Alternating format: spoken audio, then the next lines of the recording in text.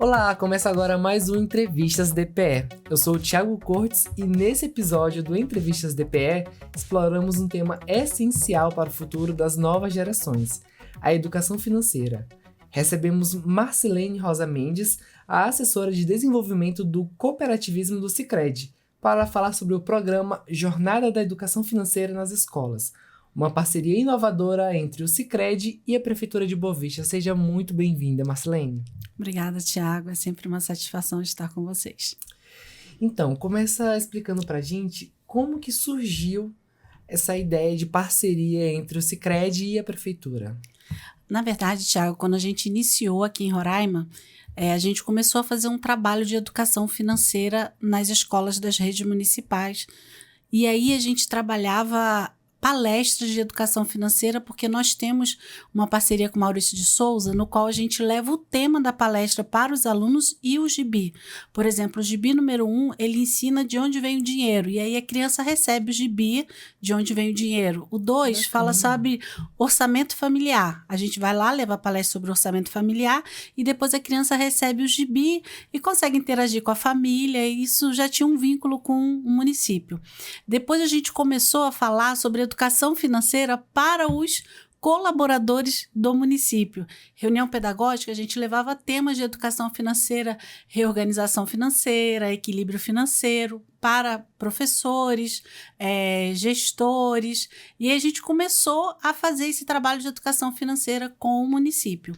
E nós já temos a Jornada da Educação Financeira trabalhando há algum tempo nos estados. E aí a gente trouxe a Jornada da Educação Financeira para Roraima, e aí a gente começou ano passado a apresentar o programa para eles gostaram muito, e aí a gente conseguiu iniciar agora nesse primeiro semestre de 2025 a Jornada da Educação Financeira nas escolas. Como é que vai funcionar esse programa? A princípio, a gente vai começar com um projeto piloto de 5 escolas do município. E aí, o procedimento, primeiro a gente apresentou o programa para a gestão, para as secretarias, e aí agora a gente vai fazer a formação com os docentes das escolas que vão participar, e aí depois a gente dá aquela assessoria dentro do planejamento do professor. A gente não está trazendo mais um trabalho para o professor, não. A gente vai trazer um direcionamento da educação financeira interdisciplinar, mas dentro do planejamento do professor. Nós temos uma ferramenta que é o template para a gente conseguir colocar o conteúdo do planejamento do professor dentro de uma visão da educação financeira, porém interdisciplinar. E assim, eu acredito que seja de fato um desafio para esse professor trabalhar esse tema, porque é novo na grade comum curricular. E esse professor, quando ele fez a escola, né, quando ele estava na creche, na escola municipal, ele não teve isso, né? Há 20 anos atrás não se falava sobre educação financeira da forma que se fala hoje. Então, como que você vê esse desafio de o professor também vai estar aprendendo mais sobre educação financeira, sobre como lidar com o dinheiro? Acho que o dinheiro, ele era considerado tabu, não se fala sobre quanto se ganha, sobre o quanto se gasta. Tinha essa questão de não se fala sobre dinheiro, né? Geralmente, no âmbito familiar, a gente não tem esse hábito de falar sobre dinheiro. Perguntar quanto que o pai ganha, quanto que a mãe ganha. É verdade. A gente nem faz esse tipo de pergunta. Deus me livre, Sim. né? Mas hoje em dia, não. Hoje em dia, a gente precisa fazer com que os nossos filhos entendam que eles fazem parte do orçamento familiar. Que quando eles economizam no material escolar, não deixar desperdiçar o lanche da escola, desligar a torneira quando está escovando o dente, desligar o chuveiro enquanto está se ensaboando, eles precisam entender que eles podem trazer uma contribuição para o orçamento familiar. Essa é a visão, é uma visão interdisciplinar, é uma visão também de período integral. Eu não vou só trabalhar em sala de aula, eu vou trabalhar em todo instante da minha vida. Tem tudo a ver com o meu dia a dia, com o meu cotidiano. E você falando sobre abranger essa interdisciplinaridade, então não se restringe só ao dinheiro em si, mas toda uma educação financeira de gerir recursos, como você falou, alimentação, água, energia elétrica, material. Como é que funciona essa interdisciplinaridade para a criança? ela aprender que a educação financeira ela não está voltada somente para a vida financeira. Ela está voltada para todas as nossas ações e atitudes. É quando a gente tem um consumo consciente. É quando eu aprendo a criar o hábito de não desperdiçar. É quando eu aprendo a criar o hábito de não gerar um consumo excessivo, desnecessário. Tudo isso tem a ver até com a nossa sustentabilidade. Sim. É muito interessante. E quais são os principais erros financeiros que os adultos cometem e que poderiam ter sido evitados com uma boa educação financeira na infância? Se nós tivéssemos, eu digo se nós, porque eu sou da geração que tem mais de 5 décadas, se nós tivéssemos tido uma educação financeira, hoje eu acredito, Tiago, que o índice de inadimplência ele seria bem menor. O nosso índice de inadimplência, cada ano que passa, ele cresce mais porque pela falta do hábito de poupar, de economizar, de administrar, de fazer um planejamento financeiro. Tudo isso que nós não fomos educados para isso, sofremos essa consequência hoje na vida adulta. Sim. E voltando ao tema central, que é esse programa. Qual é a metodologia utilizada no programa e como que foi adaptada para atender às competências da Base Nacional Comum Curricular? As nossas estratégias pedagógicas elas são desenvolvidas com uma conexão dos nossos valores do nosso tripé. A gente tem um tripé pedagógico que tem a educação integral, a equidade social e a interdisciplinaridade. E tudo isso corresponde também ao alcance dos objetivos do ensino, envolvendo métodos e técnicas como meios para contribuir para a formação de um adulto com uma vida financeira saudável e sustentável. E a educação financeira ela também faz parte dos temas transversais da BNCC, que é a Base Nacional Comum Curricular. E ela é voltada para quê? Para conscientizar sobre a importância do planejamento financeiro para que os discentes, eles possam desenvolver uma relação equilibrada em relação ao dinheiro e tomar decisões assertivas sobre finanças. Então, quando eles são formados para aquilo, eles passam a ser um multiplicador e levam isso para dentro da sala de aula de uma forma suave. Sim, e uma forma que a criança de fato vai entender, o jovem vai entender, né? Que hoje em dia as escolas municipais aqui de Boa Vista, elas não se prendem mais até o 5º ano, como era até 2 anos atrás. Agora elas vão até o 9º ano do ensino médio. E eu percebo que nessa idade de adolescência, de seus 13, 14 anos, tá no 7º, 8º, ali indo pro 9º, já com o pezinho no ensino médio, o consumo, ele é extremamente influenciado pelas redes sociais e principalmente esse consumo do que é o luxo, né? Eu percebo muito isso porque eu quero o gloss da Dior, porque é o que as blogueiras estão usando. E isso também entra nessa questão entender a nossa realidade, entender o que cabe no orçamento e não viver uma vida de aparências, né? Não viver porque a blogueira tá falando que é o que deve ser usado. Como é que vai funcionar isso? Gostei muito, Tiago, quando você falou sobre aparência, né? Sim. Infelizmente, as redes sociais, elas trazem isso, né? Da pessoa precisa ter para ser, para estar inserida naquele grupo. E, na verdade, nós precisamos ver o objetivo. Qual o objetivo do gloss? Deixar os lábios, né, hidratado, com um certo brilho. Então, eu não preciso da marca, eu preciso de um produto dentro da validade, porque a gente também trabalha essa coisa da validade, de eu ter o cuidado que nem sempre o que está na promoção é viável, porque às vezes a validade já venceu, já está para vencer, sim. Eu não vou consumir dentro daquele período, e se eu consumir dentro daquele período, pode ser que me traga algum dano na saúde. Então, a educação financeira, ela está ligada a tudo. Esse consumo, porque eu vejo que fulano tem, eu preciso ter. Será que eu preciso daquilo? Eu preciso fazer aquisição daquilo? Neste momento, eu tenho condições de fazer aquisição daquilo? E aí você pode falar assim, mas para crianças isso funciona? Pasmem, funciona. A gente teve um projeto piloto nesse segundo semestre de 2024, fizemos um projeto piloto numa escola e deu super certo.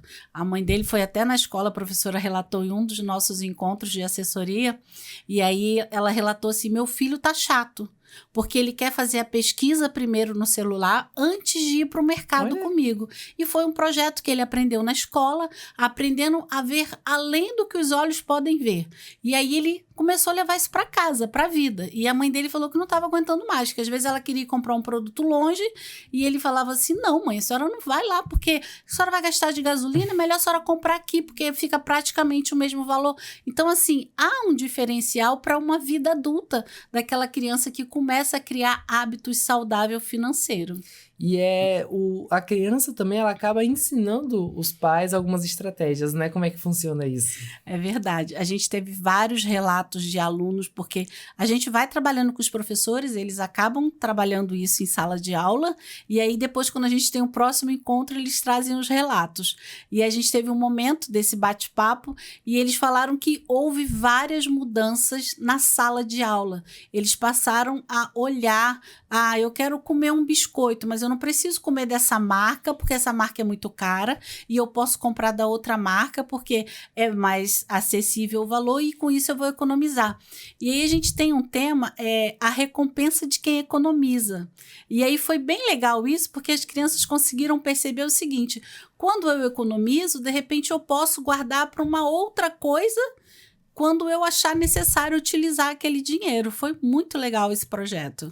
E você falou também sobre essa parceria do Sicredi com o Maurício de Souza para elaboração dos gibis. Como é que funcionou isso? A gente tem uma parceria bem legal, são 6 gibis, todos voltados para a educação financeira. Nessa parceria com a prefeitura, esses gibis também entram em cena? Eles são utilizados, sim. Como material pedagógico, né? Isso. É um material, assim, que se faz necessário. Por exemplo, quando a criança é pequenininha, ela acha que o papai vai lá, coloca o dinheiro lá na máquina e o dinheiro sai. Sim. Que é só ter o cartão que o dinheiro sai.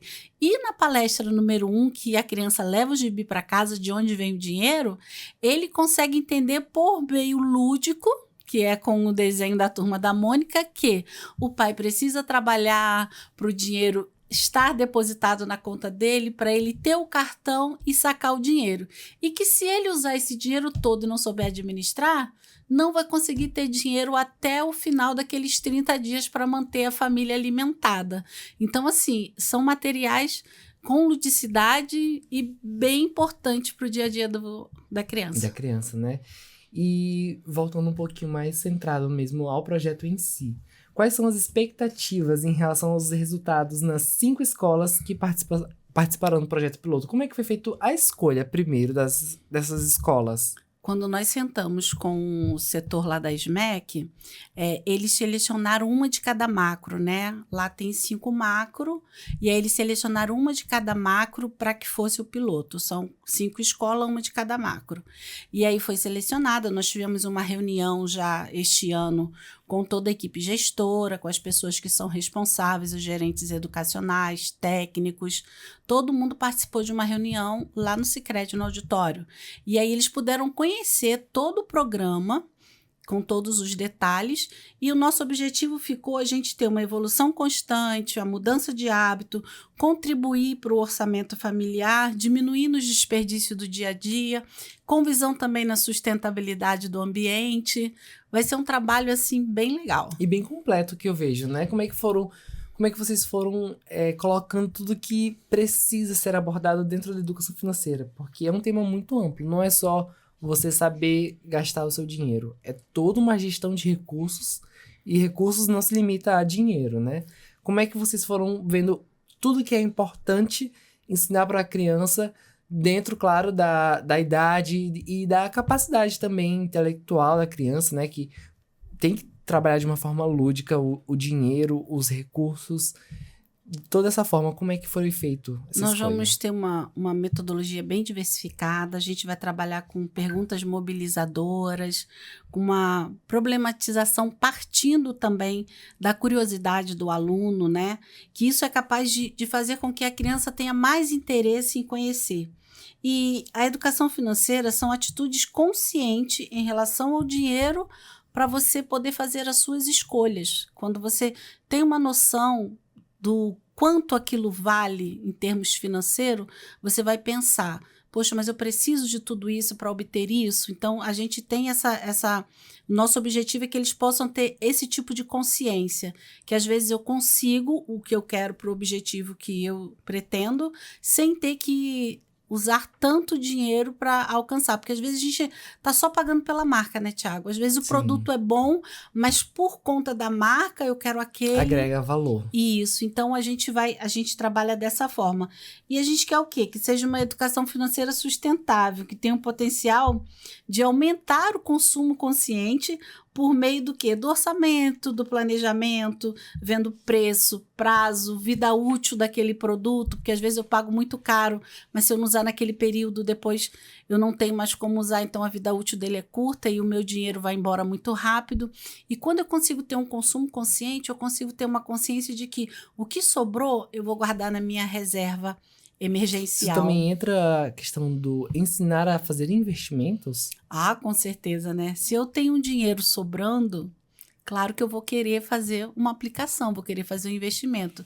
Tem jovens hoje em dia que já fazem investimentos. Sim. Quando a gente ministra palestra para os adolescentes, grana o que nunca te contaram, gente, é muito legal, porque alguns falam assim, não, mas eu já faço aplicação. Então você vê assim que tem uns que já têm uma visão de futuro. E eles entendem que guardar dinheiro na poupança não é investimento, né? Já tem essa visão de não é só guardar, não é só poupar. É também investir, aplicar esse dinheiro em algo que me traga um retorno. É verdade. Quem gosta de guardar, quer investir. Ele não quer guardar só para render, às vezes, uma porcentagem mínima. Não, tem uns que querem arriscar e querem investir para ter um retorno maior. E isso é bem legal, você ter essa visão de investidor, né? Sim, e também é passado isso para a criança, como que investe, como que você pode fazer o seu dinheiro trabalhar por você.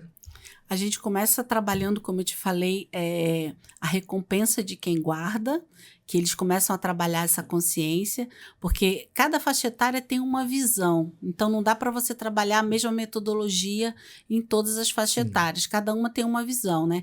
Então, a gente começa a ensinar que o economizar, o cuidar do seu material escolar, o cuidar das suas coisas, vai gerar uma economia dentro do orçamento familiar. E essa economia, de repente, você pode guardar para você fazer algo legal, para você poder usufruir quando você for viajar com a família. Então, a primeira conscientização é que eles tenham de que o economizar contribui para o orçamento familiar. E aí depois a gente vai trabalhando nas outras etapas, que quando você economiza, que sobra, aquele dinheiro você pode investir para que ele trabalhe para você. Então a gente vai trabalhando dentro das faixas etárias as probabilidades financeiras. Eu trouxe isso do dinheiro trabalhar por você porque eu nunca me esqueci. Eu estava no ensino médio e eu tive uma palestra com Ben Zurel. Ele aprendeu a investir, ele disse que veio pro Brasil sem... Ele não é daqui, ele veio pra cá assim, sem muita perspectiva, mas ele... Não, vou investir. Ele foi igual aquele homem que comprava água, que foi até para Harvard, porque ele ensinava a vender água. Não, você compra uma água, vende ali pelo preço de 2, depois compra mais 2 águas e vende e retorna a quarto, e aí depois já compra uma caixa térmica, e aí assim ele foi construindo uma estabilidade financeira. Eu acho muito interessante do dinheiro trabalhar por você. Essa foi o que mais me marcou, porque ele perguntou assim, o que é uma pessoa rica? Aí, na minha cabeça, uma pessoa rica é uma pessoa que tem muito dinheiro. Uma pessoa rica é uma pessoa que trabalha pouco e tem muito dinheiro. Na minha cabeça era isso. E ele falando, não, isso aí não é uma pessoa rica. Uma pessoa rica é uma pessoa que o dinheiro trabalha para ela. Então, ou seja, a pessoa já trabalhou a ponto de ter o dinheiro, a ponto de investir, e esse dinheiro dá todo o retorno que ele precisa para se sustentar. E isso, para mim, foi uma quebra de paradigmas na minha cabeça, porque eu não entendia como que isso poderia acontecer do dinheiro trabalhar para mim. E a pergunta é, Thiago, você já colocou em prática? Pois é, complicado. Mas, sim, eu aprendi depois, fui em busca de aprender a fazer investimentos.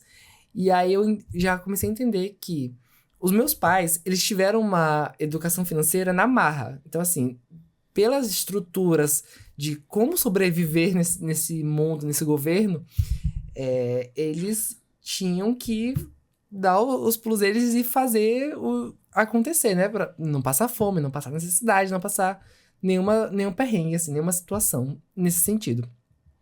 Então, assim, por exemplo, meu pai viveu numa época em que todo dia o valor dos alimentos mudava porque oscilava muito.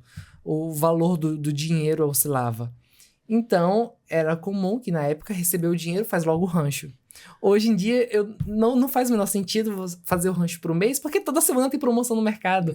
Então já é uma educação diferente, educação financeira totalmente diferente que as crianças de hoje devem ter, que os meu pai não teve. Então, por exemplo, a questão do medo do banco, né? O meu pai, até hoje ele fala com ressentimento que ele estava juntando dinheiro para comprar uma moto, e aí o governo foi lá e, não, gente, vou usar a poupança aqui para pagar as dívidas. Então, assim, para ele, acabou a confiança no governo federal. E, assim, hoje eu vejo que não é essa né? Boa parte eu aprendi vendo meu pai. Então, não é essa a educação que eu deveria ter tido. Nem, não é essa a educação que as crianças do futuro devem ter, né? Como que você avalia essa situação? É um referencial muito bom do teu pai, que ele se preocupava em quê? Em manter a família garantida, o alimento. Porque, na verdade, na época dele, era isso mesmo. Se você tem o que você comer, você é rico. Sim. Você tá tendo o que comer, tem um teto para morar, né? As pessoas se preocupavam em ter a casa própria. Hoje em dia, muitas pessoas moram de aluguel e investem o dinheiro de comprar uma casa, um imóvel próprio. Então, são visões totalmente diferentes. E eu acho que essa questão do aluguel, só rapidinho, é muita questão do o que faz sentido pra você. Hoje em dia, eu avalio muito dessa forma, né? Pro meu pai fazia sentido comprar a comida pro mês todo no começo do mês. Hoje, pra mim, não faz sentido isso. Então, eu acho que é muito a questão de você também saber identificar a sua posição mesmo, saber o que faz sentido no seu momento. E que bom que existe evolução, né, Thiago? Sim. Na época dele, isso era muito viável. O teu pensamento de hoje também é louvável, né? Então, assim, o tempo vai passando, as mudanças vão surgindo, mas se você parar para pensar, tudo está em torno de uma disciplina, de uma educação financeira. Muita gente gastava todo o dinheiro e depois não tinha o que comer naquela época. E muita gente hoje também gasta os seus dinheiros de forma que não seria o correto e também quando chega no final do mês está desesperado porque não tem. Então, existe a forma da educação financeira daquela época que dava certo e outras não, e hoje em dia existe também a educação financeira que dá certo para uns e para outros não. Mas ainda bem que existe a evolução, né? Sim. Que hoje a gente tem essa visão do dinheiro trabalhar para a gente. Como é que isso é passado para as crianças nas escolas? Essa questão de você também entender a sua realidade, de se... Eu acho muito engraçado que teve uma época que eu tava trabalhando como estagiário e eu recebia R$400. Era o valor da bolsa. E aí meu amigo chegou pra mim e perguntou, mas Thiago, tu tá investindo? Meu filho, são R$400. Não tem muita coisa que eu possa fazer pra tirar ali pra investir. Tem como eu pagar a fatura do meu cartão tranquilo, mas assim, pra investir... Aí já é outra mentalidade, mas é assim, quando eu consegui um estágio melhor, que pagava uma bolsa um pouco melhor, então aí eu já consegui organizar melhor as minhas finanças, entender o meu momento, que aí sim, eu entendi. Não, agora eu estou no momento em que eu posso investir, em que eu consigo gerenciar toda a minha finança no meu mês e ter o dinheiro para investir. Como é que vocês ensinam isso para as crianças de avaliar também o seu momento? Nós direcionamos em relação ao planejamento financeiro, porque assim, ó, não é porque a sua bolsa era R$400 que você não ia ter como fazer o investimento. Porque você pode... Desculpa, né? Você pode fazer um investimento baixo. O importante é você iniciar. Eu só podia guardar 10% da minha bolsa, que seria R$40. Opa, em um ano você ia ter 480, mais do que a sua bolsa guardada para você utilizar. Não se sinta mal por isso. É só uma reflexão de que, às vezes, a gente pensa que nós precisamos ter muito para fazer um investimento. E é essa mentalidade que precisa mudar. Você não precisa ter muito, você precisa ter a disciplina de aprender a guardar. Eu tenho um orçamento baixo, vamos supor que seja de R$1.000. O que eu tenho no mês são R$1.000. 50% eu vou deixar para as minhas despesas fixas. Se eu tiver um aluguel, 60%, 70%. Ok. 10% eu preciso deixar para o meu lazer, porque é importante, né? Higiene social, física, mental. Mas todo final de semana é lazer? Não Pois precisa é. disso tudo. E a gente ainda tem uma vantagem no lazer, tá? Porque tem muita coisa 0800 em Sim. Roraima, então isso facilita muito, né? Então eu tiro 10 a 15% para o meu lazer, aí eu pego 10% e deixo para os imprevistos, porque eles surgem e não batem na porta. E os outros 10% eu faço o quê? Eu Investe. guardo. Ou eu guardo, ou eu faço um investimento. Eu preciso ter a minha reserva emergencial. Então, não é ter... eu ganho 10 mil, 20 mil. Tem muita gente que ganha um salário legal e tá atolado, que acaba usando cheque especial, paga o cartão de crédito e usa o cartão de crédito de novo para poder Sim. se manter durante o mês. Então, ele não tá conseguindo o quê? Ter uma vida financeira saudável e sustentável. O cartão de crédito, ele é excelente para você fazer uma compra parcelada, para você fazer uma compra planejada, mas ele também pode ser o vilão de toda uma história financeira, porque se você faz uma compra e você não coloca dentro do teu orçamento, aí você fica pagando o mínimo ou alguma coisa desse tipo, ele vira uma bola de neve quando você vê, você tá atolado.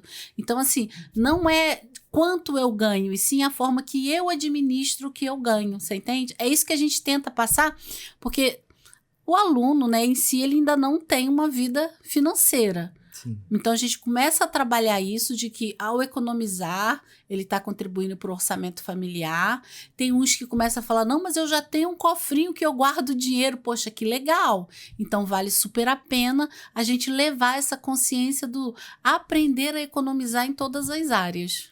E a Sara falou sobre o investir e realmente... Tem instituições financeiras, não sei se é o caso da Sicredi, que você pode investir a partir de R$1, R$10. Você consegue, de fato, investir em CDB, em taxa Selic. Então, assim, vai te dar um retorno, né? De acordo com o tanto que você investir. Então, assim, se você investir R$1, vai esperar 10, realmente é bem difícil. Mas, se a cada mês você investir ali R$10, R$40... vai a longo prazo, né? É também essa visão de a longo prazo. Como é que vocês trabalham também essa questão de como que você se vê daqui a 5 anos? Como você se vê daqui a 10 anos? A gente sempre trabalha dessa forma, de uma visão de aprender a economizar, para guardar, para pensar no futuro, né? A gente tem previdência privada, que é bem legal, para você ter uma ideia. O meu netinho já tem a previdência privada, ele não tem 1 ano de idade, quando foi feita. Nós temos a conta de menor de idade, que não tem custo nenhum. Então, tipo, o pai vai lá, abre aquela conta para a criança. A gente teve histórias de colaboradores que relataram que abriu a conta para o filho e quando chegou no shopping ele queria comprar alguma coisa, aí o pai falou assim, usa o seu dinheiro. Ele, é para usar o meu dinheiro? Então não quero comprar. Entendeu? Então você vai ensinando a criar o hábito de... Ele não estava precisando daquilo, porque se ele realmente estivesse precisando, se ele almejasse ter muito aquilo, ele ia pegar do dele e ia comprar. Mas não, se não vai ser dos pais, vai ser do dele, o meu não quero mexer. Então acaba que a gente leva essa cultura de aprender a ter um consumo consciente, aprender a ter uma reserva emergencial. É bem legal isso. É verdade. Como é que as crianças elas recebem isso? Como é que a questão dos feedbacks das crianças? O retorno é muito positivo, porque a gente consegue ver mudança de hábito. Teve uma situação da escola que a gente fez nesse segundo semestre agora, que eles perceberam o desperdício no lanche. Olha. E aí, o que eles passaram a fazer? Mãe, coloca menos. Coloca Bacana. menos porque eu não vou comer tudo isso. Eu estou jogando na lixeira. Mas foi um trabalho que a professora fez de acordo com a nossa formação, conscientização, as metodologias. E ela começou a fazer um trabalho. Gente, vocês estão vendo tanto de coisa que vocês jogam na lixeira? Olha aqui. Levou uma balança, pesou, foram analisar o que estava ali. Então, eles passaram a ter uma consciência e passaram a fazer o quê? Não, mãe, não coloca tudo isso porque eu não estou comendo, está desperdiçando.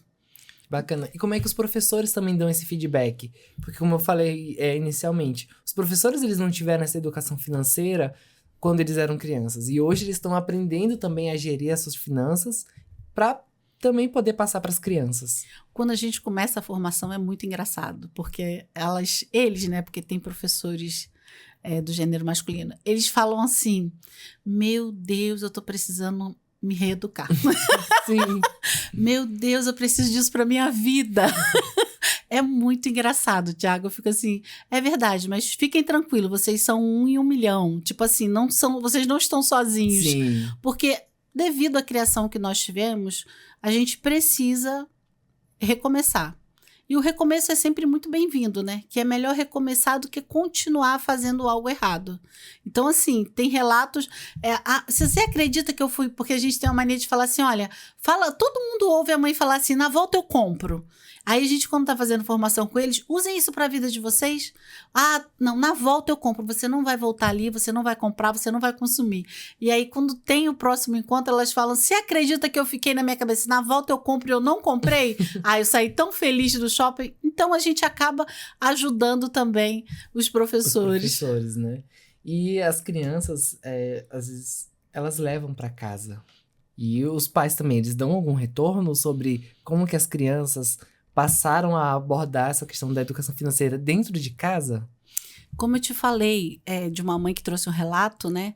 Outras também falaram que até na hora da comida, porque a gente também toca nesse assunto da comida, e aí, mãe, coloca só um pouquinho. Se eu quiser, depois eu como mais. Isso. Então, assim, você vê que há um retorno. Aí sai do quarto, desliga a televisão e apaga a luz. Opa, tô ajudando no orçamento familiar da minha casa. Então, elas dão esse retorno na reunião de pais. Você acredita que meu filho agora, quando ele sai do quarto, ele desliga a televisão e apaga a luz? E passa lá e fala, olha, eu aprendi o que ensinaram lá, a luz que você apaga, o papai não paga. Então, cria uma contribuição valorosa dentro de casa, sim. Sim, e a questão do respeito também com o meio ambiente, né? Essa questão de ser mais sustentável. Não é só questão de eu estou gerindo recursos, estou gerindo melhor o meu dinheiro. Estou contribuindo para o meio ambiente também, né? A questão do desperdício da água, da energia, da comida. Tudo isso é um efeito dominó, né? É um consumo consciente, né? Isso é importante.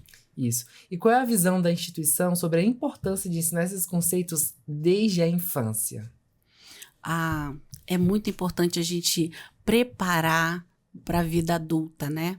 Você vê que o nosso índice de inadimplência é muito alto. Ele estava em 68 milhões, em 2024 foi para 71 milhões, final de 2023, né? Estava em 71 milhões, então assim, é importante a gente conscientizar a criança para que ela possa ser um adulto consciente em todas as áreas, para que ele possa fazer um consumo do que realmente se faz necessário. Se nós pararmos para pensar, a gente tem um monte de coisa em casa que a gente comprou ou usou uma vez ou nem usou. E aí a pergunta vem, por que eu comprei? Porque eu vi na televisão, disseram que ia dar certo. Porque eu vi na televisão, achei que ia ser legal. Eu comprei, mas eu não tenho tempo de usar, então eu não vou. Não usei e agora está lá parado. Então, assim, quando você prepara a criança para ela aprender a ter a consciência do consumo, ela leva para o resto da vida. Com certeza ela vai ser um adulto com uma vida financeira saudável e sustentável. Também entra em questões psicológicas, né? Da compulsão pela compra, né? Eu tenho uma prima que... uma coisa que foi muito marcante pra mim em ver na minha prima ela louca por sapato. Louca por sapato. Ela ama comprar sapato. Não é usar, é comprar. Pra ela, o prazer está em comprar o sapato, não é em usar. E aí teve uma vez que ela foi usar um sapato que estava há muito tempo que ela tinha comprado. Estava lá no... Tinha um guarda-roupa enorme só de sapato. E aí eu vi, quando ela foi usar o sapato, já tava tanto tempo guardado com ela, que quando ela colocou o pé, ele se puiu, assim. Se desfarelou, porque também não armazenou direito, como deveria ter sido armazenado, e muito tempo guardado. Então, assim, e aí eu fiquei olhando, nossa, pra quê, né? Aí a gente fica fazendo piadinha, só tem 2 pés, pra que um monte de sapato? Mas aí depois eu percebi que era uma compulsão pela compra. A gente precisa muito ter esse cuidado. Às vezes a gente... Vamos citar um exemplo aqui, eu falo muito de alimentação porque é o consumo do dia a dia. Uma pizza de R$50, por exemplo, né? Uma pizza de R$50 todo sábado, isso vai te render R$200 por mês, 2.400 no ano. Se você comprar essa pizza a cada 15 dias, você vai estar guardando R$100 todo mês, vai te render 1.200 para você guardar. Se você substituir essa pizza e comprar a massa. Substituir, que eu digo assim, gerar uma forma dela ficar mais acessível. Baratear. Comprar massa. E aí preparar aquilo em casa com seus filhos. Vai ser um momento muito mais marcante da vivência daquilo Sim. tudo. E você ainda vai conseguir guardar um pouco mais. Então a gente precisa ter a consciência. Ninguém está dizendo, ei, para de comprar sapato. Não é isso. Mas você precisa de tanto sapato? Não vai dar tempo nem de você usar tudo isso no decorrer de um ano. Eu confesso que eu tenho isso com livros. Eu amo ler e eu acabo comprando mais livros do que eu dou conta de ler. Então, às vezes não, pera lá, eu tenho muito livro, vou ler primeiro os que eu tenho. Na minha cabeça eu digo, vou ler todos os que eu tenho e depois eu compro. Só que, aí eu vou lendo, aparece um que eu acho que é mais interessante do que o que eu tenho. Aí eu vou e acabo cedendo e comprando. Mas eu vejo que livro é um investimento para a educação. É um hobby, é um lazer, mas também é um investimento para a educação. Então, eu me sinto menos mal por estar comprando de forma compulsiva. Porque, de fato, eu leio. Mas, assim, às vezes eu acho que eu ainda tenho muitos livros e eu não li nem metade dos que faltam para eu ler. Mas se você Então, eu pegasse, fico nessa Thiago... será que eu preciso mesmo? Será que, sim, né? E separar também o que é investimento para sua educação, para o seu bem-estar. Eu não vejo, por exemplo, gastos com exercícios físicos como uma despesa, como algo negativo. Eu vejo como um investimento na minha qualidade de vida. Então, tem coisas que eu não tenho dó de gastar, sabe? Eu acho que é tudo a questão de ver o contexto. Por exemplo, eu moro na periferia, eu moro na Nova Cidade. É bem distante do centro. É mais ou menos 10 quilômetros de distância da Praça das Águas. Eu gosto de ir na Praça das Águas. Então, o que eu consegui? Eu consegui uma bicicleta. Então, já foi um investimento na minha qualidade de vida, no meu lazer, Verdade. no exercício. Então, assim, eu acho que é analisar o que naquele momento faz sentido. A bicicleta não foi um gasto, não foi uma despesa. Eu vejo como um investimento na qualidade de vida, no lazer. Então, assim, vocês também abordam isso dentro dessa metodologia de ensino de educação financeira para as crianças nesse programa? Abordamos sim. Um exemplo legal que você colocou aí do livro. O livro é muito bom, Sim. Gente, é realmente um investimento no conhecimento que ninguém vai te tirar. Mas se esse livro que você já leu, você vendesse para você guardar um pouco desse dinheiro? Algum livro, de repente, que alguém tenha que você queira, vocês trocassem. Então, assim, existem formas de eu gerar um investimento. Porque livro é importante, é conhecimento, com certeza. Tá fazendo um investimento maravilhoso. Eu amo leitura, eu acho que vale a pena, mas eu também posso depois transformar isso em capital para eu poder aplicar, investir. Então, metodologias de investimento também entram como educação financeira? Sim, com certeza. Isso é abordado com as crianças, essa questão do investimento? Dentro da faixa etária deles, sim. O que eles mais gostam é de guardar o dinheiro no cofrinho, né? Para a faixa etária deles. Porque você vê, né, o dinheiro uma coisa ali que ele... guardado. Só que hoje em dia o dinheiro ele quase não roda mais na cidade. De papel. Hoje é só o Pix. É uma coisa que eles gostam muito. Eu ganho as moedinhas e eu vou lá e coloco numa caixa que eu tenho lá em casa. Porque o cofre para eles pode ser N objetos, né? E aí eu guardo e eu já tenho um monte de moeda. O outro fala, eu pego e só quero moeda de R$1, que é melhor para eu guardar. Então, assim, a gente trabalha isso de aprender a guardar, a investir, para quando você quiser algo, você poder ter de onde tirar. Essa questão de empreender também? A gente tem educação empreendedora, também está voltado para isso, né? E dentro de uma reutilização também. Tudo isso a gente passa quando a gente está trabalhando essa metodologia. Sim, muito interessante. E de que maneira a Sicredi ela enxerga a educação financeira como uma ferramenta para promover o desenvolvimento sustentável nas comunidades onde atua? Porque, como eu falei, né? É tudo questão de você entender também o seu contexto. O meu contexto é um contexto que usa marcas, ou o meu contexto é um contexto diferente desse de marcas de luxo, ou que vai focar mais em qualidade de vida, em lazer, em autodesenvolvimento? promover educação financeira por meio de atitudes conscientes em relação ao dinheiro, ele contribui para as escolhas que a gente faz. Ele nos alinha também ao nosso bem-estar, quando a gente tem aquela consciência do que a gente vai usar, da forma que a gente vai utilizar, e tudo isso trabalha dentro de uma sustentabilidade também, com reutilização, economia, um planejamento financeiro, tudo isso está voltado para um desenvolvimento sustentável dentro da comunidade. Falando em comunidades, como que o programa ele contribui para educação financeira, não só do seio familiar, para onde essa criança vai levar esse conhecimento, mas também para aquela comunidade onde ela está inserida. Aquele ecossistema em que a criança está inserida, ele também vai ter que aprender a lidar com uma pessoa que consome de forma consciente.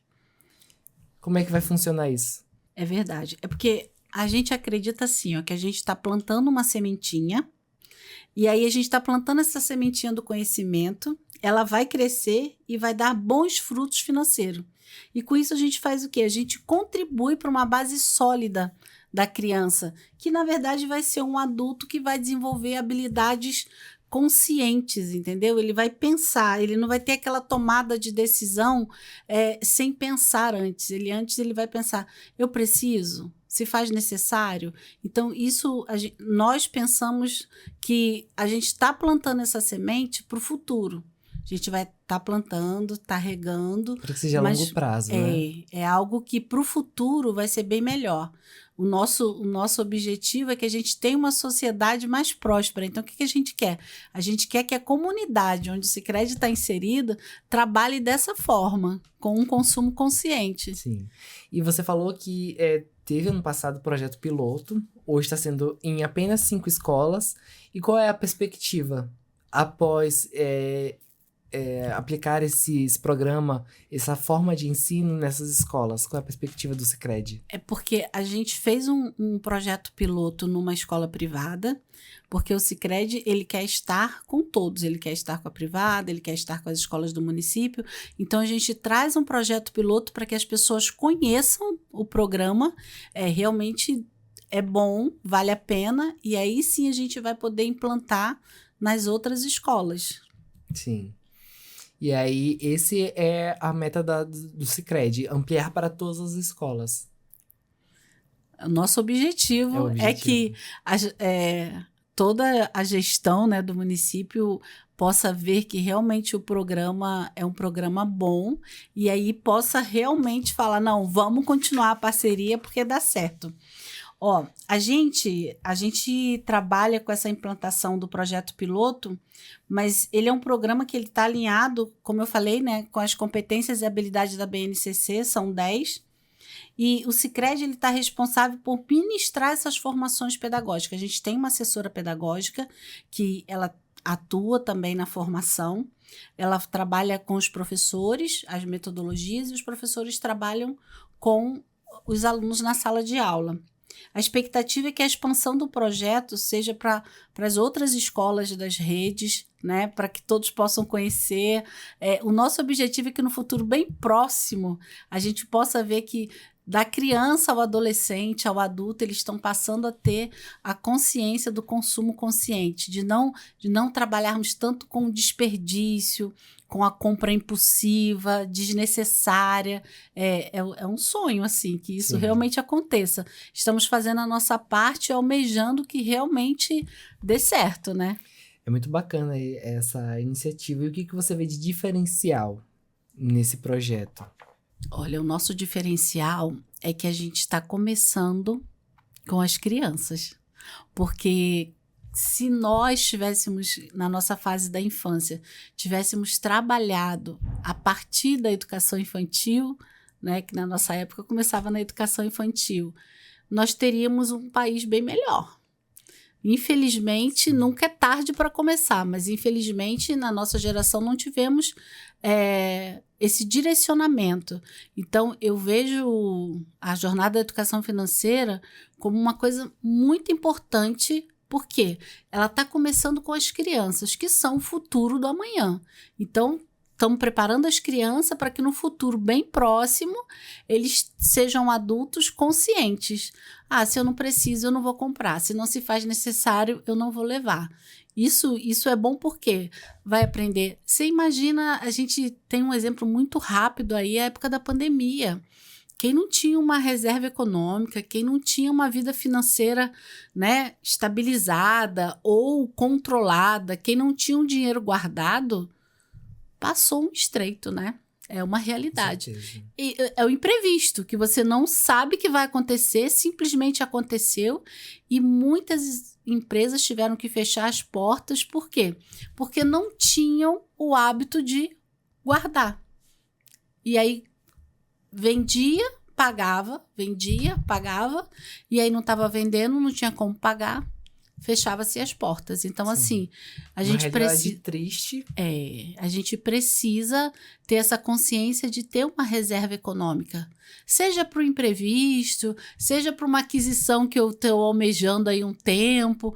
Eu quero muito fazer o intercâmbio, eu quero muito fazer uma viagem bem legal. Então, eu já estou me programando, me planejando, me organizando. Porque hoje em dia, muitas pessoas querem viajar, elas compram uma passagem em 10 vezes, curte 10 dias e fica durante 10 meses pagando algo. Então, assim, precisa haver uma mudança. Eu me organizo, preparo a minha viagem, curto a minha viagem. E também gasto dentro do meu limite, da minha realidade, né? Não é porque eu tô viajando que... Justamente, eu preciso levar já o dinheiro da viagem, porque se eu for levar o cartão de crédito, eu tô indo curtir aquele momento e volto com uma bagagem de dívida pro futuro. Sim, eu acho que essa questão da viagem que mais me marcou foi que ano passado eu decidi fazer uma viagem, um tour amazônico. Fui para várias cidades, fui para Manaus, aí eu fui pro Festival de Parintins, Santarém, Alter do Chão, Belém, aí que eu voltei pra cá. Então, assim, foi um tour e eu tinha que me organizar foram quase 15 dias. E aí não, pera lá. Eu vou sair daqui pra Manaus de ônibus, porque o ônibus é mais barato que se for comprar uma passagem de avião de Manaus pra Parintins. Fala assim, por que tu não vai de lancha? É mais rápido, é mais confortável, é melhor. Não, pera lá, lancha é 3 vezes o valor de uma passagem de barco. Então eu vou de barco, vai demorar mais... O barco vai estar cheio, vai ser um pouco mais desconfortável, mas assim, calma lá, são 10 dias viajando. Então eu vou ter que ir me controlando aqui no que eu vou gastar e gastar de forma estratégica, né? Eu fiz uma viagem parecida com a sua com uma amiga, no mês de julho também, só não fui para Parintins. Mas a gente já usou outra estratégia, a gente comprou a nossa passagem antes, nos organizamos e aí tipo assim... O tempo do barco e tal, a gente estava curtindo, né? Por quê? Porque houve uma programação antes de viajar. Então, assim, é importante a gente aprender a se organizar para curtir, né? Criar esse hábito. Tiago, não tô aqui criticando o seu método. Importante que você curtiu, aproveitou. Tava aprendendo. Mas eu aproveitei bastante, foi muito legal. A Amazônia é realmente muito linda. Alter do Chão é maravilhoso. Muito bonito, assim. Valeu super a pena. E assim, eu realmente ainda tô aprendendo. Eu acho que eu poderia ter me organizado melhor. E de fato, esse ano eu pretendo ir de novo pra Parintins e estou me organizando bem melhor. Olha que legal. Antes eu tava com preconceito de comprar um pacote. Mas eu vi que no pacote eu vou ter... Não é questão de... vou ter menos despesa. Eu fiz os cálculos, vai ser uma despesa menor. O que antes eu achava que seria uma despesa maior, na verdade vai ser como uma despesa menor. Porque o custo-benefício vai ser melhor. Então, por mais que a princípio eu esteja disponibilizando mais do meu orçamento... Mas eu vou ter uma experiência melhor, mais confortável. Eu vou ter menos preocupações. Então, eu não vou me preocupar com... Eita, será que a passagem do barco tá certinha? Será que... Porque me venderam passagem errada umas 2 vezes. Então, assim, é um estresse. É um estresse que eu acho que, se organizando direitinho... O custo-benefício vai ser muito melhor. Você já sabe a data do festival, você já sabe os valores. Então, assim, eu já conheci a cidade, eu estou retornando para uma cidade que eu já conheço. Então, assim, eu já tenho uma ideia muito melhor do que eu vou encontrar e de como me preparar financeiramente para essa viagem. Eu já tenho ideia de valores, de alimentação. Antes eu ficava tipo, eita, será que Tá certo eu pagar R$50 numa marmita? Aí depois eu, não tá certo pagar R$50. Tá um pouco caro. A gente encontra alimentação mais em conta. De Santarém para Alter do Chão é R$5 o ônibus? Pois é. Aí leva pouca bagagem, dá pra ir de ônibus. Pois é, no Tudo caso... isso tem que botar no papel. Sim. É porque se você for de Uber é R$120. Se você for de ônibus é R$5. Se você alugar um carro. Se você aluga um carro, já fica mais caro, porque tem o aluguel e a gasolina. Sim. Então, assim, tudo tem a ver quando você faz um orçamento. Se você faz um orçamento, se planejou para o aluguel do carro, para você curtir, para você ir lá para aquele restaurante lá, chiquíssimo. É que eu tinha me planejado só até o ponto. Depois eu tava tipo, vou ver o que vai dar. Mas se planejar é o ideal. Sim. É o que compensa você se organizar para fazer acontecer. E aí isso entra também, essa viagem entra também com a questão da recompensa, né? Antes de me planejar para essa viagem, eu economizei. Eu fiz a minha poupança, eu pensei, não, isso aqui eu não vou gastar porque eu estou planejando uma viagem e eu quero aproveitar na viagem. Então, assim, o meu pensamento também foi moldado com base na expectativa que eu tinha na viagem. Então, assim, eu já tinha um objetivo claro e definido do que eu quero. Então, eu acho que também falta muito isso, de a gente ter um objetivo claro do que quer. Se você quer um terreno, então você, dentro da sua realidade, vai poupar, vai reduzir gastos e vai almejar o seu objetivo, que é claro que você consegue visualizar. Porque, às vezes, eu acho que para criança é muito difícil a gente visualizar daqui a... Não, pera lá, se eu tenho 8, 9 anos, 10 anos, e eu só vou poder fazer... viajar sozinho com, sei lá, 14 anos e eu tenho 10. Então, como que eu posso fazer essa questão? Por exemplo, visitar um familiar que mora em outra cidade. Fazer algo que eu goste. Se eu só posso num futuro, como que é esse futuro? Sabe? Tem que ter essa mentalidade também do que eu quero. A criança, hoje em dia, muitas recebem mesada, né? Sim. Então, ela pode aprender a fazer a sua reserva por meio da mesada. Não é aquilo que eu te falei, não depende de quanto você ganha, sim como você administra o que você ganha. Então, às vezes, eu vou guardar tanto no período de tanto tempo e eu vou conseguir isso. Então, é importante criar o hábito. Você está de parabéns, porque você se organizou para a viagem, sim. Você fez uma poupança, sim, você se certeza. Organizou. Então, isso é o legal, é você estar preparado para o que você quer fazer. Eu vou fazer um planejamento orçamentário para o meu objetivo. Legal? É válido? Sim, sim. Marcelene, muito obrigada por essa conversa. Foi muito esclarecedora. E assim, além de falar sobre o que as crianças estão aprendendo, eu também aprendi bastante aqui. E acredito que quem nos ouvir também vai aprender. Então, muito obrigado por participar. Nós só temos a agradecer. O Sicredi está sempre à disposição.